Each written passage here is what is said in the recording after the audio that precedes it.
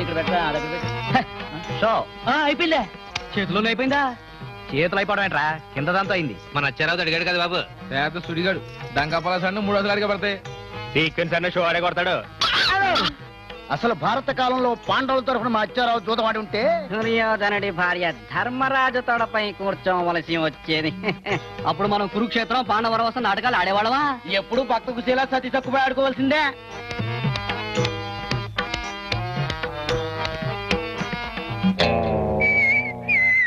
జట్టం చేత కదట్రా ఇక్కడెట్టు షో మళ్ళీ అయిపోయిందా?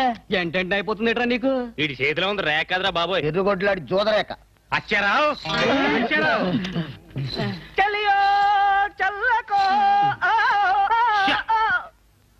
ఓ పక్కన పేకాడతా సెల్లియో సెలకో అని పద్యం పాడితే సెల్లుద్దా?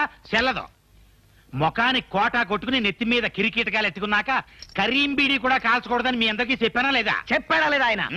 ఏంటి గురుగారు ఇలా వచ్చారు? నా మేనల్లుడికి పోలీసు ఉద్యోగం వచ్చింది. నువ్వు నోర్మి. పోలీసు ఉద్యోగమా? అమ్మో నాకొద్దు. మరంత ఎట్లనేనాడు పరీక్షలు ఎందుకు బాగా రాశా? నేనెక్కడ బాగా రాశాను?